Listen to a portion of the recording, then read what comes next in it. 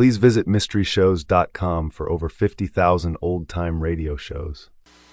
Come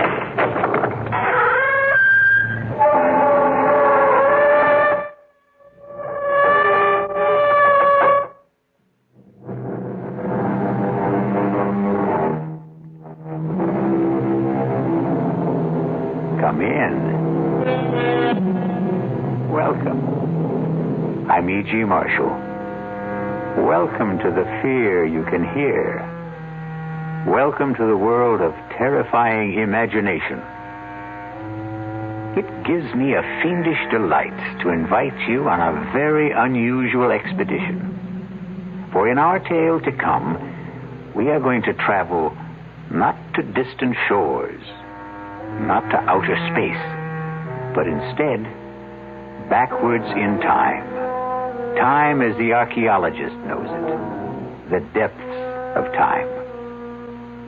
Strange thing about archaeology, it seeks to understand life by the study of death. Can we try to uncover the rest of the body, Professor? Of course. Jimmy, get the 3 or 4 fellows to help you, and do it carefully. There's no way of telling the body's position. Sure thing, Professor. Oh, this is awful. What are we going to do? Don't worry. Ancient bodies are your specialty. Fresh ones are mine. But how do you know it's murder? You surprise me. A suicide may dig her own grave, but you'd hardly expect her to pull the dirt in after her.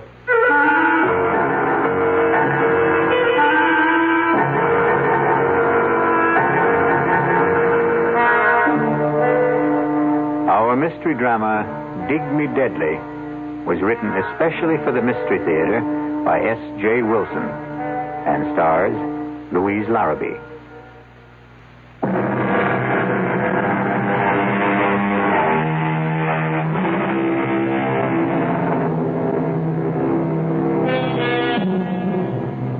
You and I know that death is no respecter of time.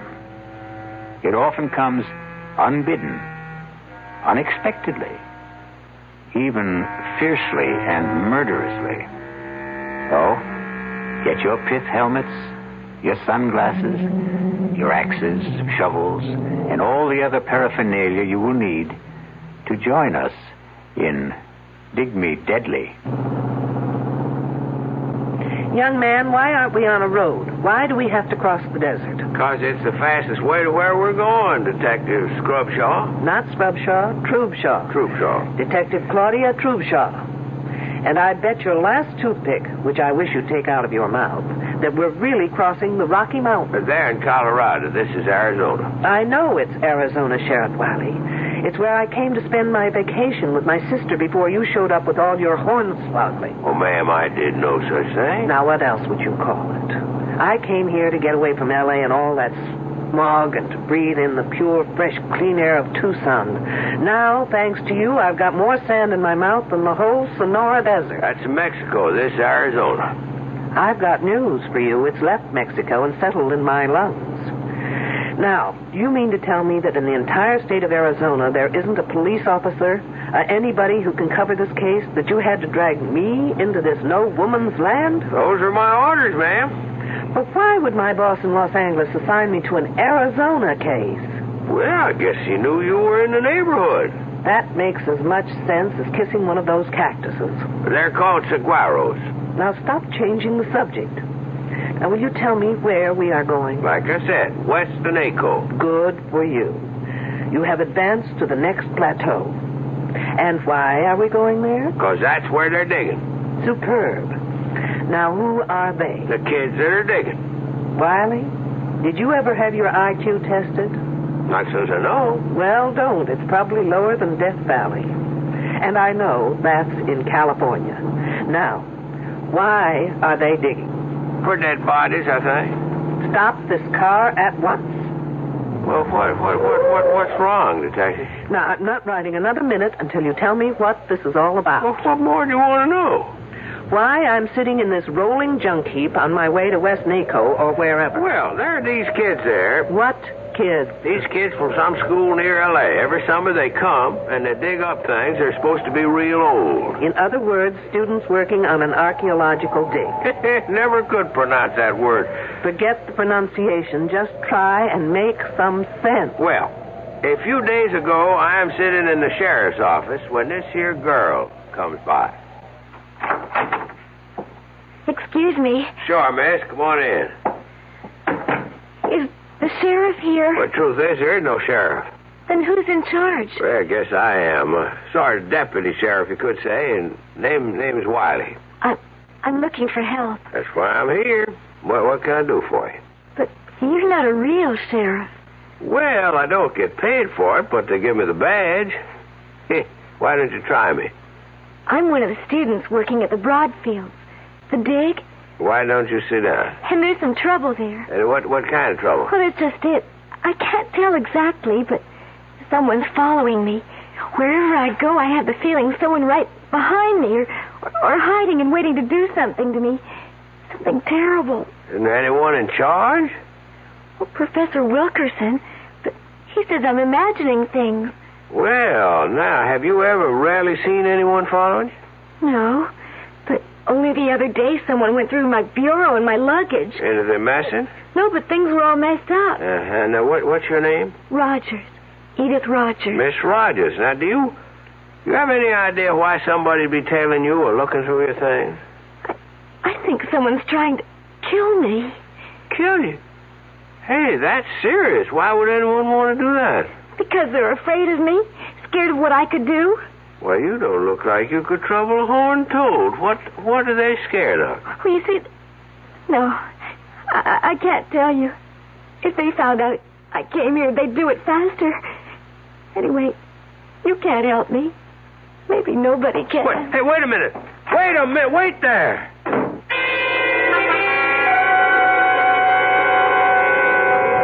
Then what did you do? I phoned that Professor Wilkerson.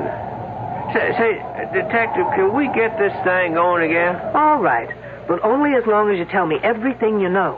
Well, I called up that professor, and I told him about it. And he said that it was the girl's first summer there, and that working in the hot sun and seeing all those graves and skeletons was something she just wasn't used to.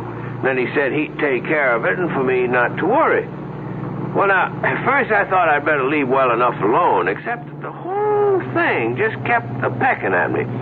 So, a couple of days later, I dropped by the Broadfield spread and was told by a girl who roomed with this Edith Rogers that that is to say, this Edith Rogers here, she had left. Did she say when? I didn't ask. Did she say how or why? Darn, I didn't ask that either. Were her clothes and luggage gone? Gosh, I didn't think to ask that neither. Then how come you thought to ask for me? Well, I called this friend of my father's who is assistant deputy chief of police. Say no more. You called my boss, Morgan. In other words, this isn't an official assignment, is it? Well, he told me you were in Tucson and to speak to you. And dragging me through this sand heap is your idea of speaking to me. Wiley, if I admit something to you, will you promise never to tell anyone? Sure thing, Detective. I know of only one person who's a bigger fool than you. Who'd that be? Me.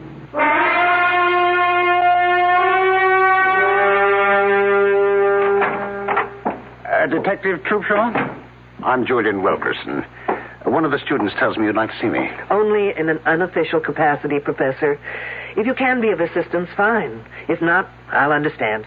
Well, I'll try. Professor, this is Sheriff Wiley. Oh, yes. How do you do? Hi. What's it all about? The Rogers girl. I understand she's not here any longer. Yes. I knew that girl would be more trouble than it was worth to bring her out here. Then why was she here? Oh, she was thinking of archaeology as a major. You see, she apparently comes from a difficult home. She had nothing to occupy her this summer, and the dean asked me if we could fit her in. Try to make her feel she belongs to something. A group. Apparently it didn't work out. No. She moped a lot. Got depressed, suspicious. Felt she wasn't wanted. I did everything I could. I got two of the nicest girls to room with her. Now, who are they? Oh, Janine Boulanger, a French exchange student. Specializes in atomic physics. And Susan Lathrop, a straight-A student, very outgoing, very bright. Were there, any young men? Yes, and I didn't like doing it, but I got Jimmy Trumbull to spend some of his free time with her. He's our prize. He's a brilliant fellow. We call him our Libby. Libby? Well, now that's a girl's name, eh? Wiley, you're famous for not asking questions. Why not live up to your reputation? Professor Libby developed the carbon-14 dating system. Oh, he did he? Yes. Anyway, Edith didn't take to the work or to anyone.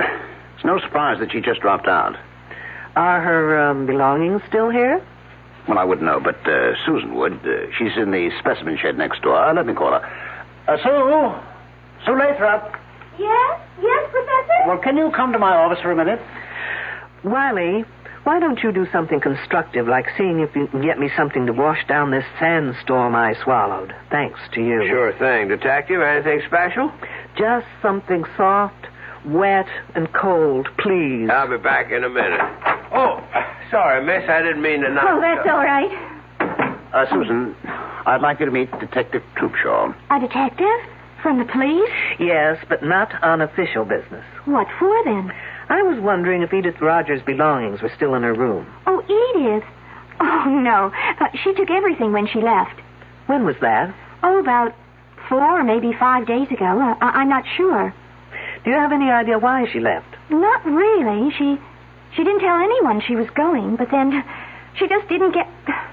Well, what can I say? Susan's trying to be discreet. The fact is, the girl just didn't belong. Did anyone notify her family? I know I didn't. We just assumed that she hitchhiked her way home, or perhaps to one of the youth communes around here. Then, at this point, we don't know if she left or disappeared. But what would make you think she disappeared? She went for help to what's supposed to be the local sheriff's office. She was frightened, thought she was being followed, that someone wanted to kill her. That's just like her. She was so silly, so romantic, always making up stories where so-and-so loved her madly and so-and-so was terribly jealous of her. And of course she was always at the top of the triangle. I suppose we could phone her home and see if she got there. You fool! You stupid idiot fool! Can't you read the sign? No call to get yourself all heated up. It's just an old arrowhead. The sign says radioactive area. Do not enter. Sounds like Wiley tried to get me a bottle of atomic soda pop. Oh, that's shenane. Let's see what the fuss is about. Now what, Wiley? Well, it beats me. I just picked up this here arrowhead in that shed, and she comes down on me like an eagle on a stray lamb. That is not an arrowhead, young fella. It's a spear point that happens to be about 12,000 years old. Trouble is, it's recently been through carbon-14 dating. That? Yes, and it may still be hot. Like an atom bomb? Hopefully, Wiley, you'll go up in a mushroom any minute. Oh, Professor, I am so sorry. Why, just give that arrowhead to Janine. She's wearing protective gloves. And then follow her. She'll take you to the decontamination room. You'll probably be all right. Don't look so worried, Wiley. There's no chance of it affecting your brains. You're sure now, Detective? Absolutely. Follow me, you goose, quickly. So that stone point is 12,000 years old. Yes. Well, that's as close as we can get within the margins given by C14. But Jimmy is now working with radioactive potassium, which can give us an earlier reading. I thought 10,000 to 15,000 was about the earliest records we have of man on this continent. Well, we've got some surprises in store. Not only for you, Detective, but for the world. Really? Care to give me a clue? I already have. I filed that one away. Which one? With C14, you can date back some 50,000 years, but with potassium, you can go back to at least 1 million years, right? Yes, that was the clue. Interesting. What are you hoping for? It's no longer a hope, Detective. But you'll have to be patient and wait until we release our reports. What's that all about? I don't know. The kids seem to be heading for the northwestern bridge. I've got to go. I'll bet it's Wiley again. Nothing like this has happened before. Nothing like Wiley has happened before. Susan, do you know what's happening? No, Professor, but it's something exciting. Maybe a new find. I hope they didn't have to dig as much sand as I've got in my shoes. I'll catch up with you. Hi, Detective, aren't you coming? Someone screamed. Riley, where have you been? I've been in that shed with that French refrigerator. I need your shoulder. Well, what for? To lean on so I can get the Sahara out of my shoes. Okay, but you better hurry. Riley, no matter what has happened up there, you've got to do something for me. What's that? In that shed, can you remember what you saw there? Pretty much. Then listen carefully.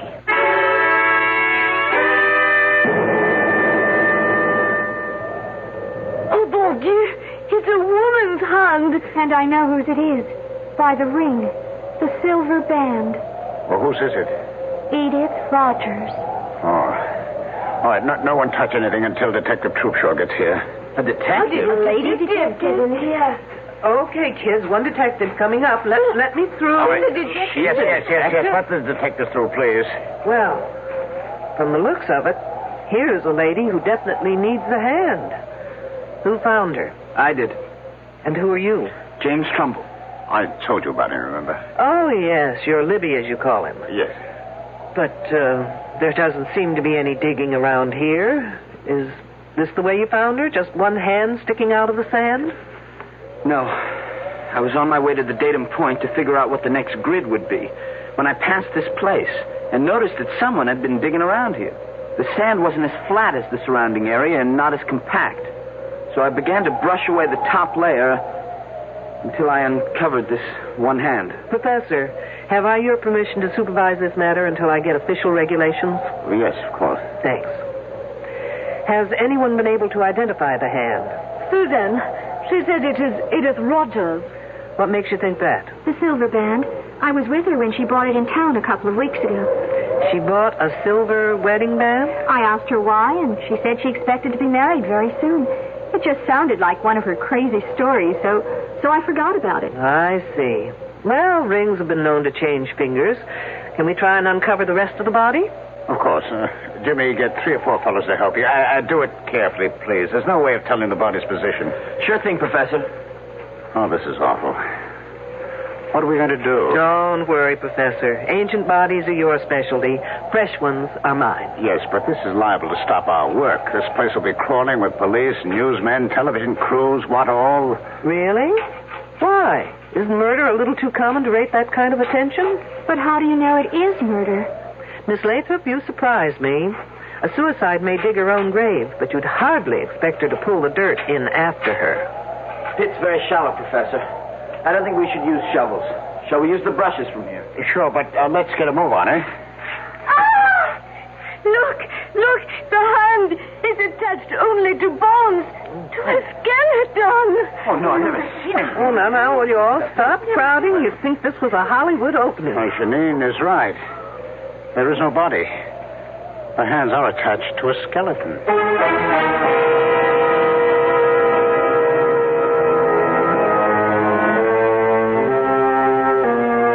Fully fleshed hands attached to a body that is nothing more than bones. A skeleton. You know, Mother Earth is very miserly about giving up her secrets. But little by little, man has dug them out of her. But never before has there been this kind of puzzle, in which the hands belong to the present and the body to the past.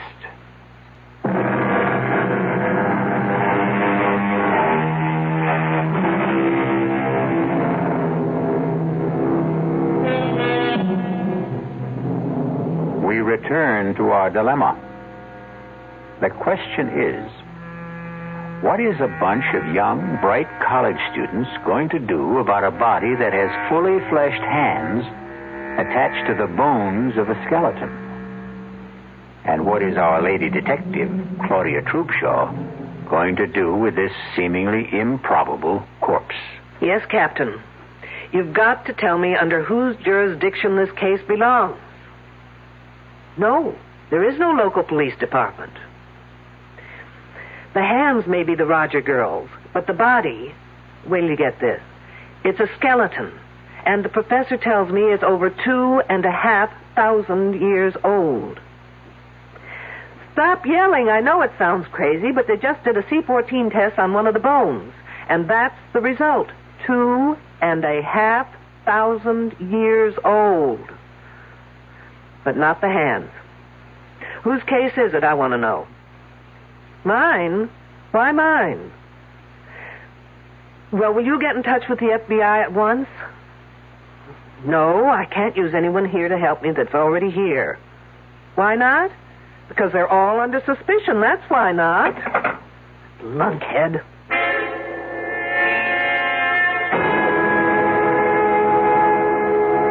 It's nice of you, Miss Boulanger, to take time off to have this little talk with me.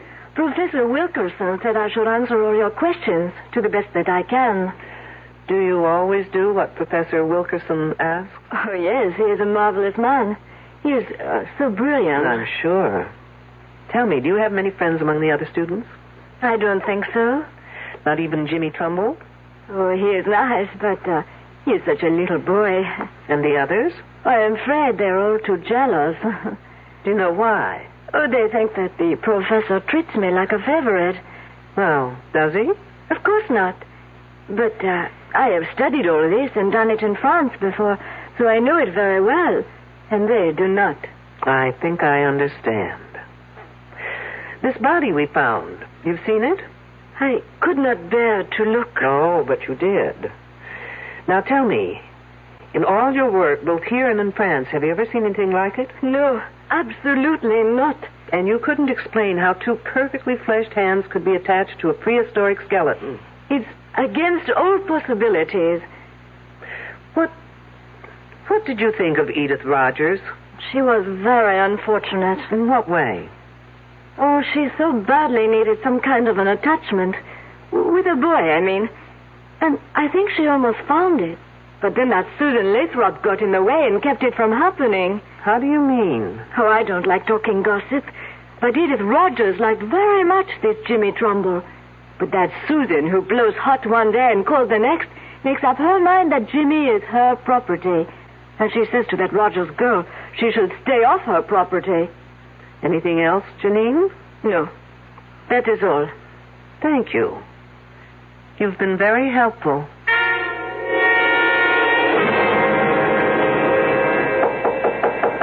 Come on in. Oh, hello, Jimmy. Hello, Detective Troopshaw. Professor Wilkerson says you want to see me. I have just a few questions that may or may not help clear up some of your problems. My problems? No, not yours personally, but the outfit. But where's the problem? Well, if those hands belong to Edith Rogers, it means she's dead. And that, I'd call a problem. This whole thing's crazy. It's some kind of gag. I mean, it's not possible for a skeleton of someone who's been dead for over 2,000 years to have the hands of someone who was alive a week ago, or less. Did you see Edith Rogers about a week ago? Yes, ma'am. I understood you were one of the very few who was sort of interested in Edith Rogers. Well, I was sorry for her. She was lonely and frightened. Did any of the others talk to you about her? No, but Edith had a lot to say about us. Can you give me some idea? Edith thought Susan was a fake, that Janine was phony, and the rest of us pretty silly digging away in over 100 degrees temperature. She just didn't understand why we were doing it. Didn't that make you wonder what she was doing here? Oh, sure. But she was lonely, and she would have done anything to be anywhere. Oh, say, I almost forgot. Something funny happened this morning, and I meant to tell you about it, but with all the rumors and gossip, well, it just slipped my mind. What was it? On my way to the grid we're working on, I ran into this Indian. A really strange guy. He was dressed in some weird Mexican costume and had long drooping mustaches. And he asked me in this queer accent if I knew where Minnehaha was buried. Minnehaha? Was he kidding? Who knows? When I told him I didn't know, he became very sad. And he said his name was Tepexpan, and that his wife had died 10,000 years ago. Tepexpan, no less. The name's sort of familiar. Oh, come on, Jimmy. Even I know that for years the Tepexpan man was considered the earliest specimen of man found in the United States. Oh, of course. What else did he say? Now, let's see. Oh, I wrote it down here. Here it is. He said, "She who seeks shall find the answers in her mind if she can find the man that is called Tepexpan." You're putting me on. No, I'm not, honestly. And then he said that she would find the star of Tepexpan in the south of Tuxpan. Can I have that paper, Jimmy? Of course. Thanks. Tepexpan, my foot.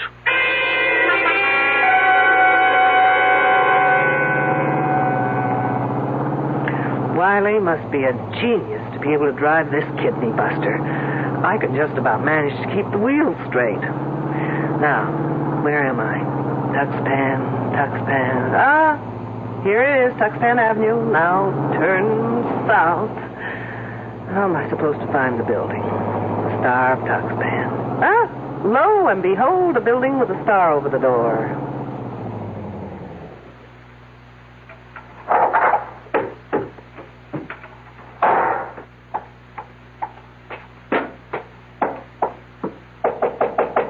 Enter in peace, old ancient squaw. I'll fix that one's TP. I was told you've been to the ancient burial ground. You have been told well. I go to see my wife.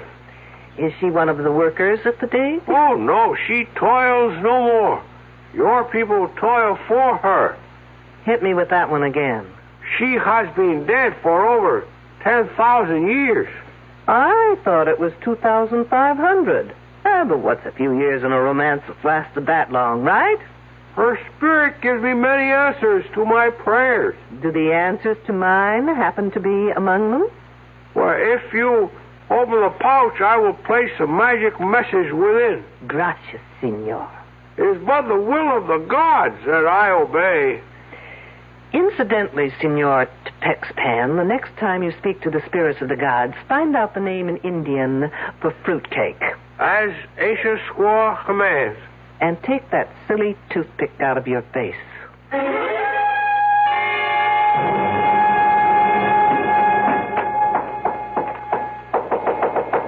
Who's there?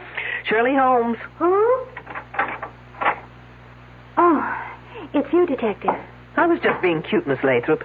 Shirley, Sherlock Holmes, get it? What's there to get cute about? I see you're packing. I'm leaving. I'm sorry, Miss Lathrop, but you're not going anywhere. Why not? Because everyone stays put until I get the answers to a thing or two. Such as? If the body we found yesterday was Edith Rogers... I told you it has to be Edith. They are her hands. Attached to a prehistoric skeleton. I don't care what the radiocarbon dating says. I was with her when she bought that wedding band. She didn't say anything about when she planned to get married. No. And you didn't ask? I thought she was clowning. So she impressed you as the sort of person who would clown about getting married? I guess she wasn't old-fashioned enough to be serious about it. But most of the girls here aren't into things like getting married. We don't have such hang-ups. And Edith Rogers was a square. Very square. You must have found it a bore to room with her. Frankly, she was a bit of a drag. How did Janine get along with her? They hardly spoke to each other. Because of Wilkerson? How did you know? Do you think either of them got anywhere with him? Janine was making points. Not that she's so hot, but her father's an important politician in France, and Wilkerson is impressed by that sort of thing. Ambitious, eh? Even at his age. Oh, come on, Miss Lathrop. He's not that old. Old enough to have a son who's in college. As a matter of fact, it was good old Edith Rogers who told me that. Did she tell you anything else? Nothing important. Have you ever seen anything like that body before? Never. Think hard. Maybe an experiment done on an animal in a lab or in the dating shed? No. Besides, I'm not allowed in the shed. Why not? I don't get to work on dating until next term. Oh, I guess I'll have to take my own advanced course with Professor Wilkerson. That's Janine. I was waiting for the second moccasin to drop. Let's go.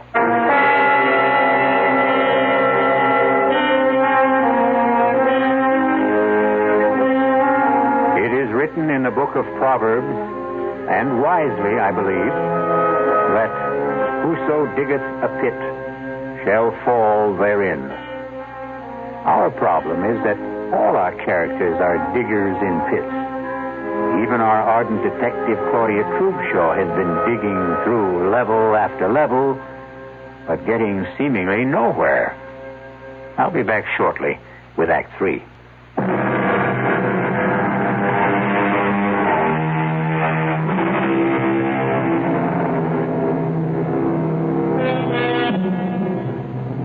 Do you realize that the gunshot we heard at the end of the second act was the first time anyone has used a conventional weapon in our story?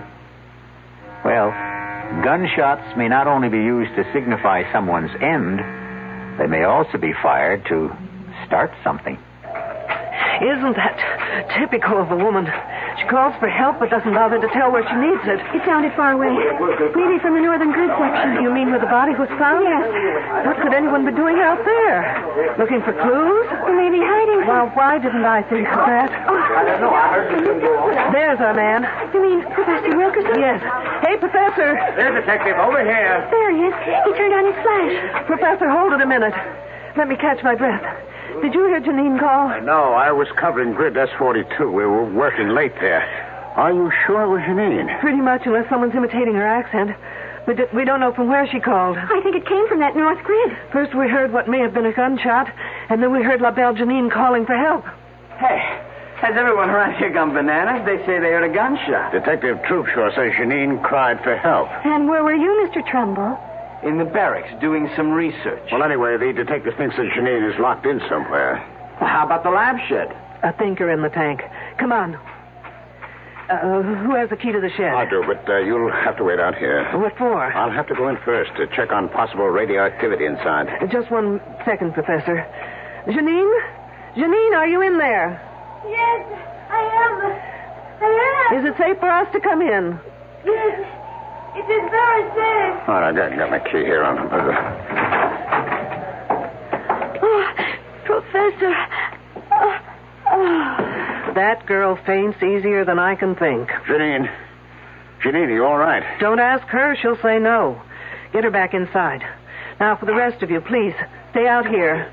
Don't go anywhere, anyone. Still planning to leave, Susan? She wouldn't let me. Besides, what difference would it make to you if I did? I'm just being friendly. Isn't it a little too late? What do you mean? Well, now that Edith Rogers is dead, do you think I'd be waiting around to catch you on the rebound? Look, I was just being kind to her. Kind? Isn't there a phrase about someone being killed with kindness? What are you getting at? Now listen, James Trumbull. Because Edith Rogers was a fool doesn't mean all girls are. No one ever said you were. Look, the only reason I took her out a couple of times was because the professor asked me to. Aren't you the obedient student? What professors say, Jimmy do. I don't know how else I can convince you. You can't. And if I were you, I wouldn't try. Look, you can count on my being fair and keeping quiet. I'm not out for revenge. But I'm also not about to stick my neck out for anyone, including you. I still don't know what you're getting at. I'm getting at who killed Edith Rogers.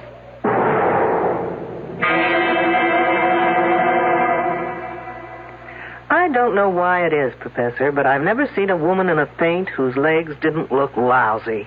Oh, what happened? That did it. It always does. Janine. I don't want to interrupt, but like a good archaeologist, would someone please get to the bones of the matter? I'm speaking as fast as I know. I heard a noise at the window. What kind of noise? The window was opening. Wasn't it locked? It's always locked. So I went to see what could be happening, and already there was this man climbing inside. What was he like? He was an old Indian man with long mustaches. I told him to get out, that it was dangerous to be here. And then? He would not say anything, but stood there. So I ran back to the lab room where I have my pistol. And when I returned, I found him in the specimen room. He had a leather bag tied around his waist. It was open. Did you see him put anything in it? No, but I held up the pistol and told him I would shoot if he didn't put back whatever he took. So he put his hand in the bag and took something out and threw it in my eyes. Then I pressed the pistol. What did he throw? Little things. I don't know. Let's take a look. All right. Now, wait. Here on the floor. It's thin slivers. It's maybe wood. Let's take a closer look. No, don't touch them. For heaven's sakes, why not? They may be hot. I'll get the counter. Is anything missing, Miss Boulanger? I have not looked. Well, do that little thing. And, Miss Boulanger, the next time you find that you're stuck in here, just open the lock and walk out.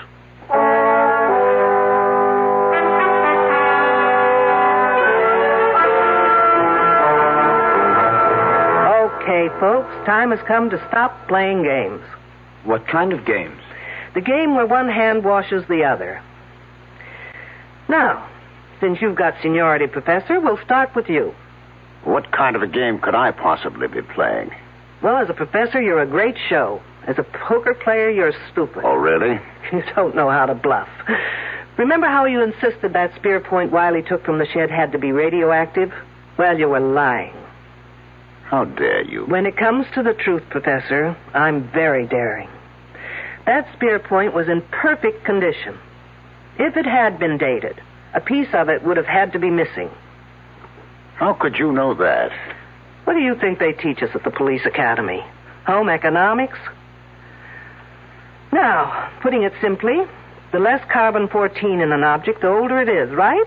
That is correct. And the older, the more valuable. Sure, that's what we're here for. To find evidence leading back to the first human being in America. And when you can't find it? Well, then you can fake it, can't you? What do you mean, Detective? There's no dating equipment in that shed. You are preposterous. Wait till you hear how preposterous I really am. Only 2 people have been allowed in that shed. You and Miss Boulanger. Yes, those are the rules. Well, a certain friend of mine broke those rules. Senor Tepex Pen, if you please. Fancy, how about that? Now, if you'll just get rid of those tired handlebars from under your nose. Glad to. They sure itch. Wiley. The sheriff. The one who asked me questions about Edith. Right. And he got into that shed not to take things, but to return them. Didn't you, Wiley? I sure did. But, what did you take that had to be put back? That old spear point and the nozzle on that machine. The head? The bombarding head? And I took them both to Tucson to have the experts there take a look at them. And they confirmed my best suspicions. Professor Wilkerson, you and Miss Boulanger were faking your specimens, making them older. That's one accusation I won't buy. You can always return it for credit when I open that department. Meanwhile, you were bombarding those specimens repeatedly, trying to get them to date more than 50,000 years. Professor, did you do that? I just can't believe it. Why not, Trumbull? You invented the machine. Well, only by accident. It was a fluke. And you told your esteemed professor about that fluke, and he told you to keep it under wraps. Yes, I did keep it under wraps. I never wrote a paper. Well, how'd they know about it in Tucson? Well, I sent them a report, but only for their opinion. Trumbull, you're a damn fool. You know, Professor, you're just plain not nice. Here we girls spend fortunes trying to keep young, while you try to make a fortune aging us. Which brings me to Edith Rogers. Of those present, only Wilkerson, Trumbull, and Miss Boulanger knew how to operate that machine. Oh, no, wait, no, No, wait, no, they wait, ought wait, to be wait, arrested wait. at once. You'd like that, Miss Lathrop, wouldn't you? It leaves your hands clean, so to speak. Now, listen, Detective, I had no reason. Getting her pregnant and being blackmailed to marry her isn't a reason? Come off, Professor. He did? The professor? Surprised, aren't you, Miss Lathrop? But why would I want to hurt that Edith Rogers? You knew she had something on the professor, else she wouldn't have been here. But when you heard about the wedding ring, you thought you just might lose not only your professor, but more importantly, that machine. I'm sorry. What's going on here? I'm all lost. So am I, Trumbull, when it comes to you. I can't figure what you had to do with all this. Well, he may not be that innocent. He did try and make time with Edith Rogers until she dumped him. Well, that's not true, Susan. You're calling me a liar? I think you and your 2 pals are all to blame for that girl's death. You all deserve to be murdered. And this time, Miss Lathrop, you'd do it properly, wouldn't you? What are you talking about? Trumbull, did you ever tell Susan here about the machine? Well, yes, sort of, but not how to work it. I hadn't finished it then. But she was smart enough to know how it could be used. You're just guessing. True. But then came the monkey wrench. Trumbull began dating Edith Rogers. I didn't care. Not until she bought that wedding band. Now, why would that girl buy her own ring? You know why. Because no woman would go to a doctor for that kind of an examination without the necessary decoration on her finger. What's that to do with me? While Janine thought it was the professor, you thought it was Jimmy Trumbull, who might be the father. First, you threatened Edith Rogers. But when Jimmy tried seeing her again, you took no chances of ever losing that machine, and you just removed her from the scene. You're crazy. Not crazy enough to use a machine I knew nothing about, because that's what you did. You know, your biggest mistake was in tying Edith Rogers' hands over her head before opening that machine full blast. Those hands were protected by the lead shield over her head. Of course. Only the lead shield could have saved those hands, kept them from dating back. The result?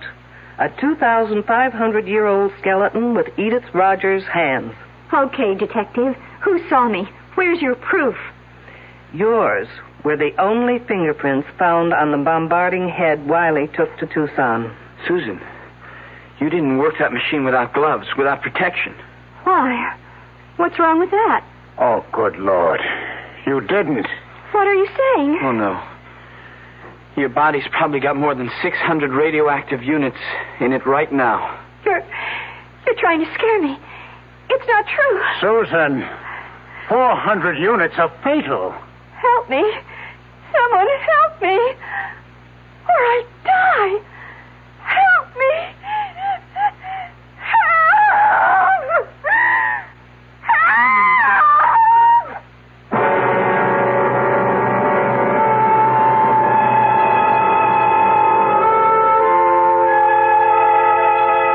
Obviously, Miss Susan Lathrop got a dose of the same medicine she gave Edith Rogers. Except in her case, its effects will be much slower and very much more painful. Sad. Very sad. But it will save the state a great deal of money. I'll be back shortly.